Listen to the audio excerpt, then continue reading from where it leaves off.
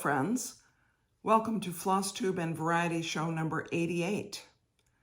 Today is Friday, August 4th, and I'm Emily Williams in Chapel Hill, North Carolina.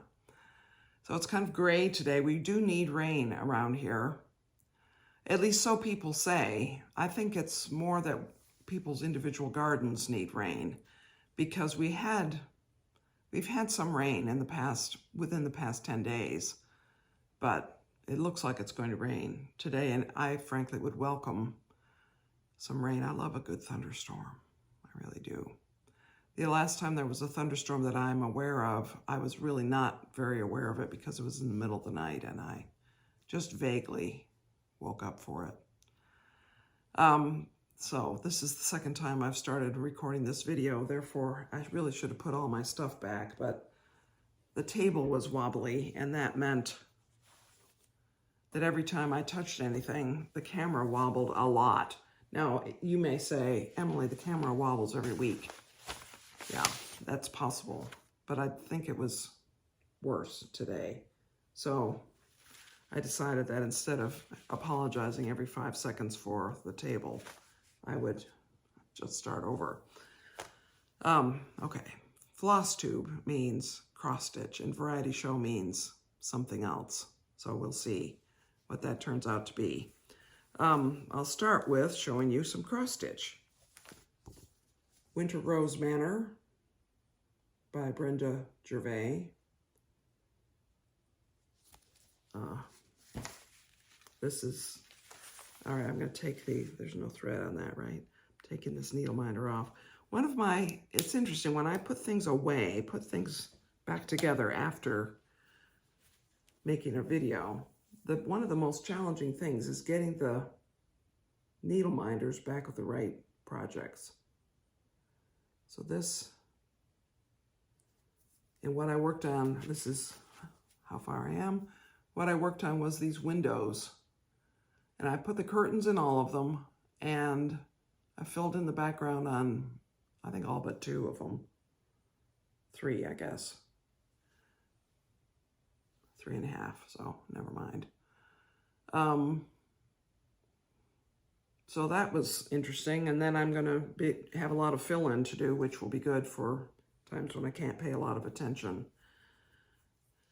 You know, I'm not gonna keep whining. Well, apparently I am, because I keep saying I'm not gonna keep whining about the colors, and then I keep doing it. I think that Weeks Dye Works, I sort of have gotten the impression that Weeks Dye Works and maybe other of the hand or overdyed cotton threads have changed colors from time to time over the years, or the dyeing process has resulted in slightly different versions of some of these colors. And I mean, I'll hear on Flosstube somebody will say, well, it called for, you know, this color, cayenne. I'm making this up. Let's pretend it was called cayenne. It called for cayenne, and the cayenne that I got was kind of orange. So I kept looking, and then I found a cayenne from a few years ago that's redder. So I chose to use the red one. And that really bothers me about the overdyed threads. I feel as if a designer, maybe the answer is that if a chart is created for overdyed threads, that you need to get the threads at the same time you get the chart, so that you are using the same relative dye history, part of the dye history of those overdyed threads as the designer had when he or she made the design. So that's a thought. Anyway, I don't know.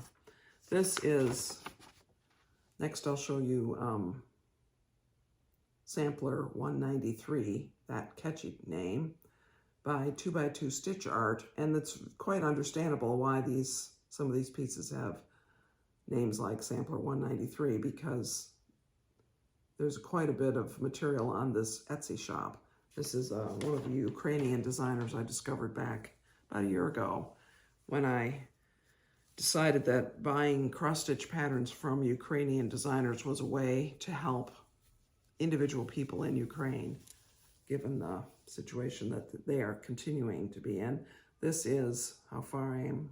See, I'm almost down to that corner at the bottom there. I started in the center, went up, have made my way around, had to redo the center because I did it wrong. But I enjoy this. It's pretty easy to count. I'm doing it on 16 count white Aida with DMC 777. And that makes it a good thing to work on when I have my mind maybe distracted by something else. Hannah Campbell, 1838. This is charted by Hands Across the Sea. I have seen a couple of people already finish this. This came out, I think maybe in May. And some people have finished it. Well, yes, good for them. And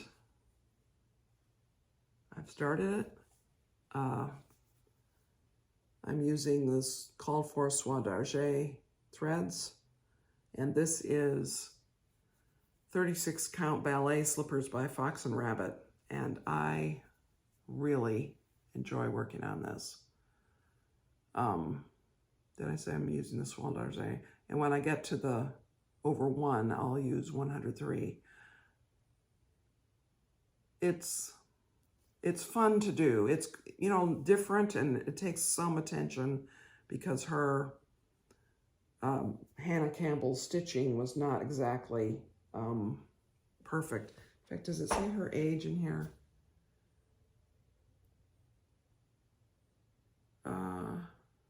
No, it doesn't. She completed it apparently on August 12th, 1838. Well, hopefully I will complete it before 2038. That's only 5. Oh no, it's 15 years. Yeah. If I'm still working on that in 15 years. This is Mathilde. Also by Hands Across the Sea. This was in the Letters from Europe box, birthday box. And as you can see, it's in red and blue only. And I can show you my progress.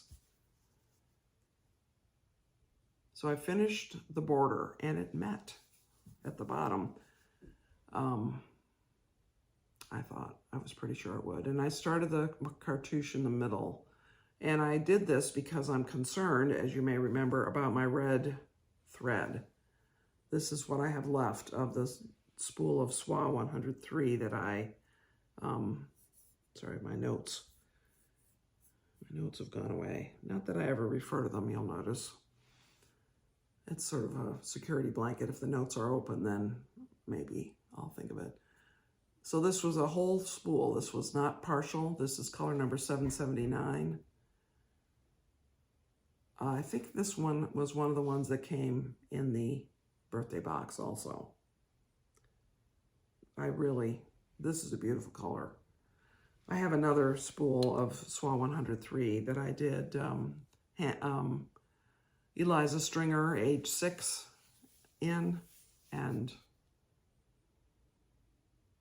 so I have that cartouche and a key, and that's all in red. Everything else is in blue. This pattern right here, I don't know if you can see it. I really like that. And I think that's an example, this one I'm talking about, where, and I don't know if you can see it. I can't tell what you can see. But I think that's an example of where using one thread as opposed to 2 actually makes it look quite different, because that looks open to me. It almost looks like those little squares are a different shape, especially because they're moving diagonally down the stripe there. I'm using, of course, one strand of 103s, and this is 20 count Aida, Just the Ticket by Tabby Cat, and I like working on this. I like 20 count Aida because it's small, it is the same size actually as 40 count linen, of course, but it's just easier, and sometimes I choose easy. So here's how much thread I have left. Will I make it? I have the key and the rest of the cartouche. I think I will. we could have, we could take a pool on how many yards of that thread will be left. So the spool started, as you probably know, with 50 yards or 50 meters. So what will be left at the end? We'll find out, I guess, won't we? This week, so I don't normally show you things I buy because, I should probably mention that too, because you all buy these things too, and I don't know, I mean, I enjoy watching other people's floss tubes where they show what they buy, and sometimes that makes me go and buy it as well. But I don't want to be that way. But I want to really promote certain people, and one of them is Fox and Rabbit. This is, so I'm a member of their Patreon, and every quarter they send either 2 fat quarters of their dyed fabric. They dye fabric, that's one of their things. Or 1 fat quarter plus a project bag that Karen makes. This is called Oyster Mushroom, and this is 40 count linen. And this other one is called Ocean Air, also 40 count linen. Now this is just not showing up properly, but it is the most beautiful robin's egg blue or pale. I mean, I can't get it to show up right, but it's a beautiful color. So that's another thing, but it's beautiful linen. And this has just the most, again, you probably can't see. It has a very small amount of modeling on it, about as much as I can be excited about. Sort of a pinkish, grayish, brown color. Oyster mushroom is a very good name for it, I think. It reminds me, well, I haven't seen a piece of mushroom Lugana in a while, but it's probably like that, similar to that. So I'm looking forward to deciding what to stitch on those. Any reproduction sampler would be beautiful on this oyster mushroom. This, actually, Karen has designed a few things that she's provided to the Patreons. Maybe one of those. There's one of them that comes to mind that might look good on that. So that is just something that I got.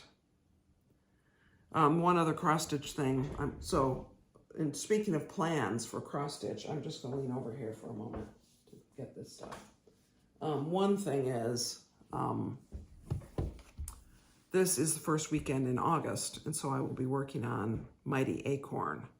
And I didn't get it out to show you my status right now, but I will work on that this weekend. Now this that I'm going to show you is, I've shown this before. It might have been a year ago, but this is a cross stitch I did in 1985 for Byron's grandmother. I'm trying to get the glare off of it. Well, maybe that's okay. Now, Byron's grandmother had chickens, and she made quilts. And she made us a double wedding ring quilt as a gift. She made Byron a few quilts. She made everybody some quilts. I mean, everybody has 3 or 4 at least that she made. And then now that Byron's parents are gone, the ones that they had kept or that she made for them have been distributed among the kids as well. So I made this for her because it reminded me of her, and she loved it and kept it and had it hanging in her house. And a couple of interesting things. So I want you to notice, so it's very much a thing of its time. The style then was a mat, at least one. So I have a double mat and a nice frame, wooden molding frame. And this was done at a at a framing shop in Carborough, North Carolina, right next door, in 1985. And I happen to have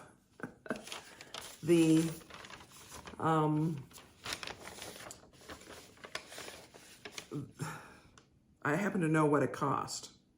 So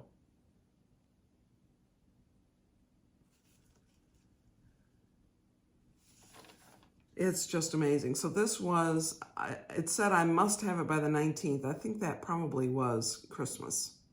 Before, no, it was probably before Thanksgiving. I don't know. Anyway, it says must have by by Friday the 19th. So if you want to look back in a 1985 calendar, you can find out what the story was there. Now, the molding costs $11.38.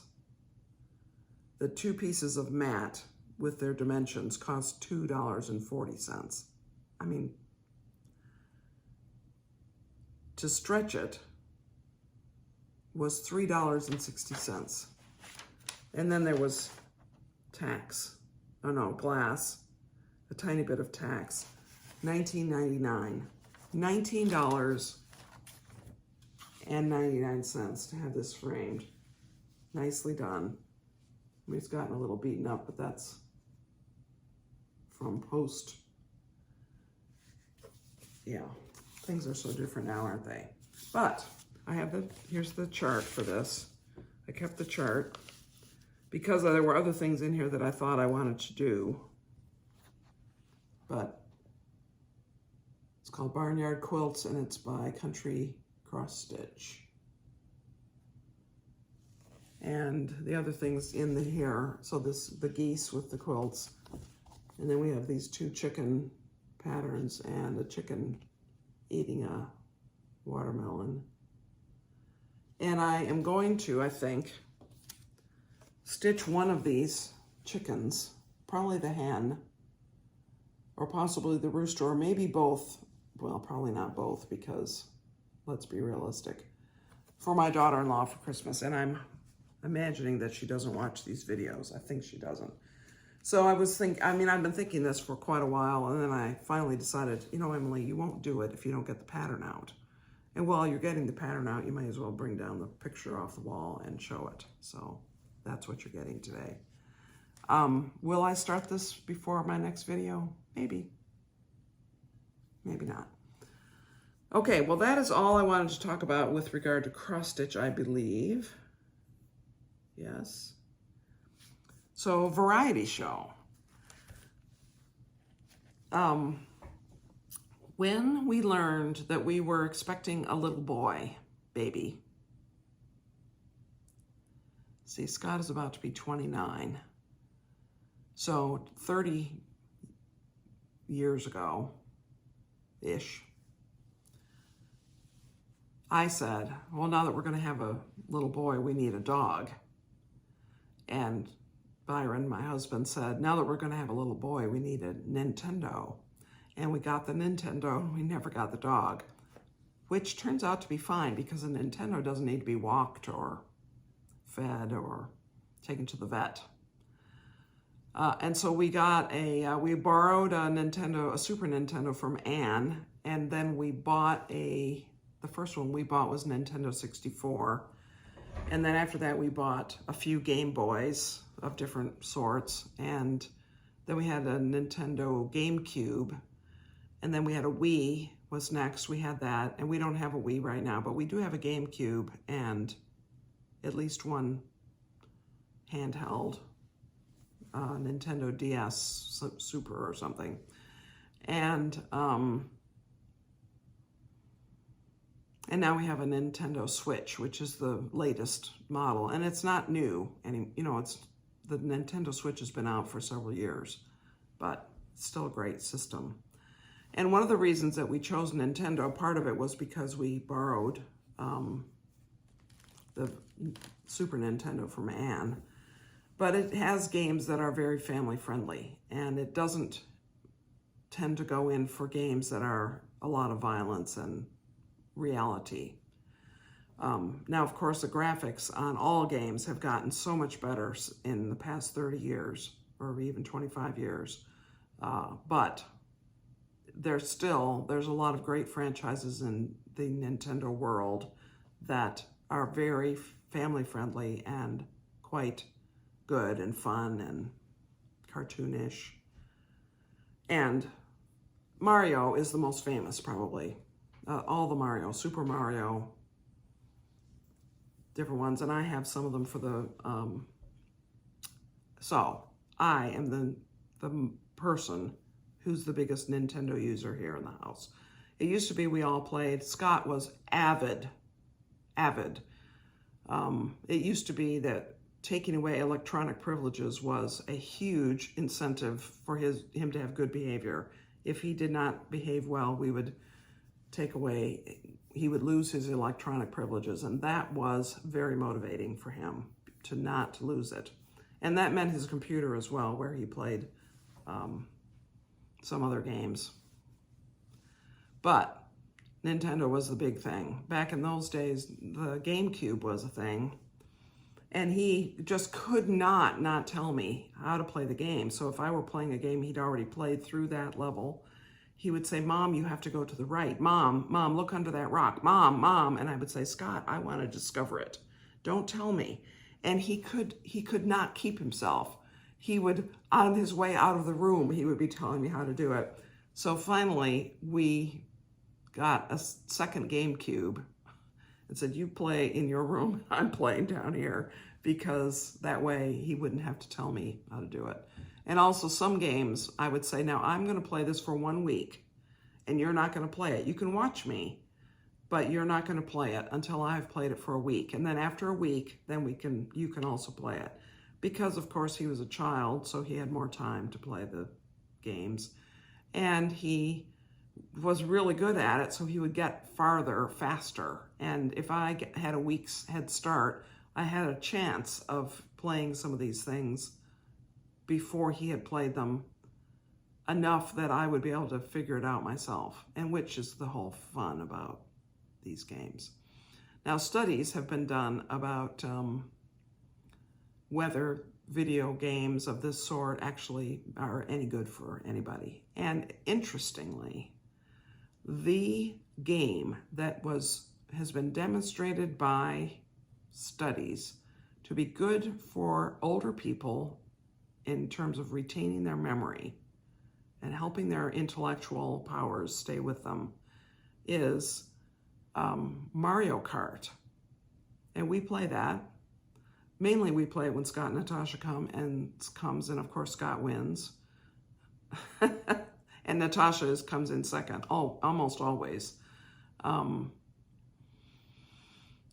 And Byron and I play that sometimes too. But apparently the fact that it's real-time decision-making is the thing that makes the difference, as opposed to most of the other games. They don't have as much benefit. I think they found that all of them have a small amount of benefit, but Mario Kart actually has a measurable benefit that is worth pursuing. And I pursue it because I want to have high intellect. But there are other games. So one of the games I play sometimes is Animal Crossing. This is the one for the Switch is called New Horizons.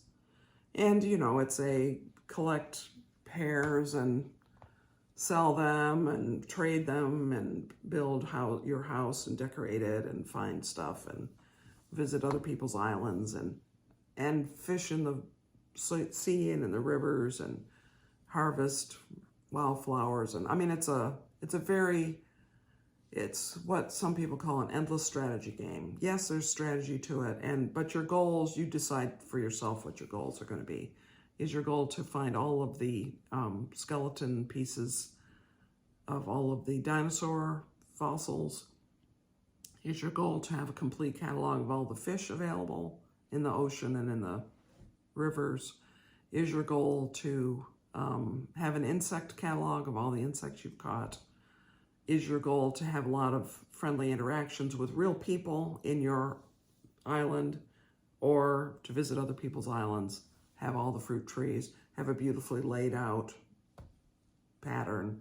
All of those things are possible. I've dabbled with them, with all of them. Big Brain Academy is like mini games, which are designed for having fun and honing your skills. So they're math type games and word games and puzzle games. I like that. You can spend 15 minutes, or you can't spend probably more than half an hour at a time, realistically. Now, and then we get into the evil games, as I call them. The games that I can get very absorbed in, and I could spend an entire day playing and not notice the time going by. It used to be that the whole Zelda franchise, Legend of Zelda, this is pretty shiny, Legend of Zelda franchise was like this for Scott and me. We would both play them. Some of them had some cooperative elements to them, but this is the one that came out maybe 3 years ago, Breath of the Wild maybe. So anything that you think happened 3 years ago, you might want to add a year or two because there's a whole blurry section in the middle. So maybe 4 or 5 years ago this came out. Breath of the Wild, addictive, I should say absorbing, because I don't know if it's addictive, but it's absorbing. I played that quite a bit. I didn't get all the way through it. Some circumstances made me have to stop playing it on a daily basis, which was good. That was good that happened. And my current evil game is Pikmin 4. This just came out July 21st. It was the long-awaited 4th game in the Pikmin series. And Pikmin are these little creatures here. They're sort of plants and sort of creatures, sort of combination of flora and fauna. And you use them, you harvest them, and you collect them, and you keep them with you, and then you use them to fight monsters and collect treasures. And it's charming, and it's beautiful graphics and absorbing. And what I do is I sit down over there and I tell my virtual assistant to set a timer for however many minutes I want to spend on it. Let's say an hour. And then I play. And then when the timer goes off, I tell the assistant to set another timer. And then when that goes off, I set another timer. I mean, I could easily spend, well, I shouldn't say. I, even as an adult, could spend 4 hours just sitting there playing that one game. So I call it the evil game. So the current evil game is Pikmin 4. Now that does account for some of my cross stitch not being farther along, although I felt that I made pretty good progress the past few weeks since so on the 22nd when we went to see Scott and Natasha in Tennessee, the reason for the timing of that trip was because they had given me that, Byron and Scott and Natasha had gone in together to give me that for my birthday. And it was finally out. And I said, let's get together that day and we'll play it a little while so you can see it too. And at some point I will let you borrow it. So at some point I have to let him borrow it, I suppose. I can do that. I can stop anytime I want to. Anyway, that is just a lot of fun. Now, these are expensive. Let me back that up. These are high-cost games, and the system is a high-cost system. I think the Nintendo Switch system cost maybe $300, and the games are $60 or $70 each. This type of game. There are some less expensive games, but the ones that are made by Nintendo that are part of the franchises or are the really high-quality games, I'll say, cost around $60, say, on average. So what in the world? That's really high-cost entertainment, Emily. Well, it isn't really. I look at the cost of a lot of things in money spent per time unit of use. That is one of the reasons that I don't feel bad. I've realized I don't feel bad about spending $200 for a chart and to kit it up, because I'm going to get maybe 800 or 1,000 or 2,000 hours of pleasure out of working on that project, whatever it is. And what does that work out to? 10 cents an hour? 50 cents an hour? It's very inexpensive entertainment. That is definitely true. Even if you take the cost of the console plus the game, So let's say that this game plus the console were $350. I've already spent more than 35 hours playing it. So we're down to $1. I mean, we're down to $10 an hour for entertainment. Then you say, well, I'm halfway through the game, roughly, let's say. So that's another 35 hours at least. So now we're down to, that's 70 hours for $350. So that's $5 an hour. And then there are all the other games I've played. So we're probably down to less than $1 an hour. And that's for me as I don't play these games every day. In fact, I only play them when there's something new and exciting, or occasionally I pull out something for a week or two. I'll play it every day and then I set it aside, either because it's too absorbing and it's distracting me from things I want to do, or it's, you know, it's run its course in my mind. So that is my variety show for today. Back when Scott was an elementary school aged person, the mother of one of his friends talked about their son playing video games a lot. I said, oh yeah, Scott and I play a lot. She said, oh, you play too? And I said, oh yes, in fact, I have my own GameCube. She said, you are the cool mom, aren't you? And so that is sort of, every now and then when I correspond with that person or people who were part of that conversation, I might sign myself as the cool mom, because I'm still the cool mom, right? Of course I am. That's enough of that. Thanks for watching. And I hope that you are going to have a good week or so, hint there, of stitching and doing things that bring you pleasure, that make you cool, or that cool you off in the heat of summer. I may, as the hint suggests, it's possible I won't make a video next week. Not because I'm going to be gone or anything, but because there are a lot of things going on in this coming week that make me think I won't have gotten a lot of stitching done, which might mean that it would be easier to pull together a video the following week. So we'll see. I'm not promising one way or another. If you were to subscribe and click the notifications bell, then YouTube will notify you when I put a video up. But you can also just check to see. You can just look for me. I subscribe to a lot of channels because it's easier to find things I'm interested in and not just have to take YouTube suggestions for things. So I think that's all. Thanks for watching, folks, and many blessings to you. Bye.